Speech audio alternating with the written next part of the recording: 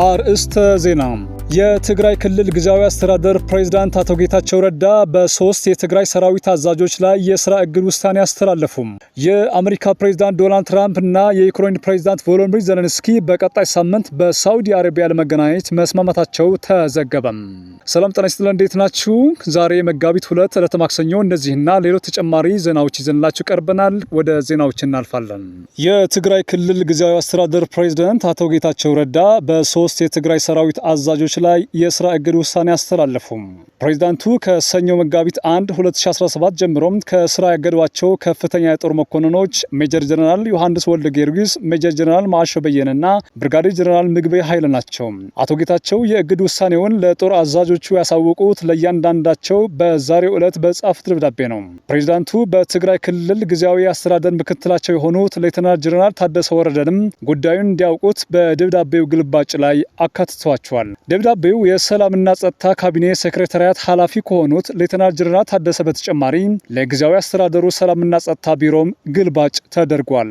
ተመሳሳይ ይዘት ያለው የአቶ ጌታቸው ደብዳቤ ቅድሚያ የሰጠው በትግራይ ክልል በአሁኑ ወቅት ያለውን ሁኔታ በመግለጽ ነው። ከመንግስት ውሳኔ ውጪ መላው ህዝባችንን፣ ወጣቶቻችንን ወደ ግርግር፣ የጸጥታ ኃይሎችን ደግሞ ወደ እርስ በርስ ግጭት የሚያስገባ ብሎም መላው ህዝባችንን ወደማይወጣበት አዘቅት በሚያስገባ እንቅስቃሴ አሁንም አልቆመም ሲሉ የጊዜያዊ አስተዳደሩ ፕሬዝዳንት ለጦር አዛዦቹ በጻፉት ደብዳቤ ላይ አመልክተዋል። ቻይና ከታይዋን ጋር የምፈጽመው ዳግም ውህደት ሰላማዊ እንዲሆን ከፍተኛ ጥረት አድርጋለሁ አለች። ከታይዋን ጋር የምታደርገውን የዳግም ውህደት ሰላማዊነት ለማረጋገጥ ከፍተኛ ጥረት እንደምታደርግ፣ ነገር ግን የአገር ግዛት አንድነቷን ለማስጠበቅ አስፈላጊ ያለቻቸውን እርምጃዎች ሁሉ እንደምትወስድ የቻይና የውጭ ጉዳይ መስሪያ ቤት ዛሬ አስታወቀም። የታይዋኑ ፕሬዝዳንት ቺንግዶ በበኩላቸው የአገሩን መጨጣ መወሰን የሚችለው የታይዋን ህዝብ ብቻ ነው ሲሉ መልሰዋል።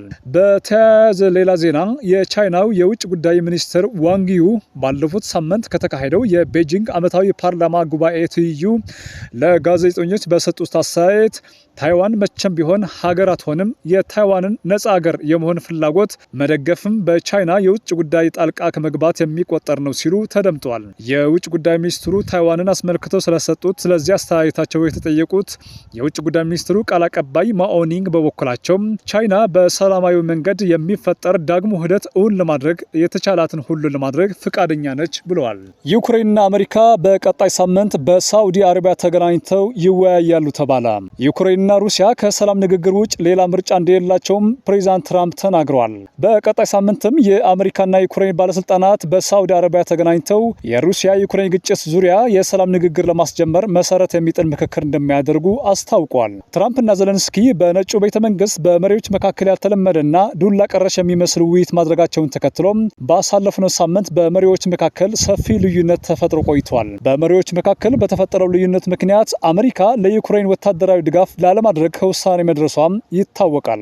ፕሬዝዳንት ትራምፕ ማክሰኞ ዕለት ለኮንግረስ ባደረጉት ንግግር ፕሬዝዳንት ዜሌንስኪ በድርጊታቸው ተጸጽተው ለሰላም ንግግር ዝግጁ መሆናቸውም የሚገልጽ ደብዳቤ ልከውልኛል ብለው ነበር።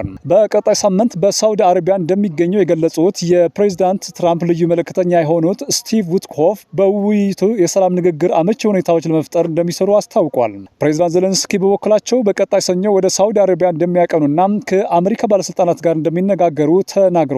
ዩክሬናውያን ሰላምን አጥብቀው እንደሚሹም አክለው ገልጸዋል። ከሳምንት በፊት ዜሌንስኪ ነጩን ቤተ መንግስት ለቀው እንዲወጡ ከተደረጉበት አነጋጋሪ መድረክ ወዲህ የአሜሪካና ዩክሬን መሪዎች ለመጀመሪያ ጊዜ በሳውዲ አረቢያ ፊት ለፊት ተገናኝተው እንደሚነጋገሩ አልጀዚራ ዘግቧል። ውድ የቻናላችን ተከታታዮች ለዛሬ ያቀረብናቸው ዜናዎች እነዚህ ነበሩ። በቀጣይም ለምናቀርባቸው አዲስ መረጃዎች በቅድሚያ እንዲደርሳችሁ የሳብስክራይብ ምልክቱን በመጫን ልትከታተሉ እንችላላችሁ። ስላደመጣችሁ እናመሰግናለን። መልካም ጊዜ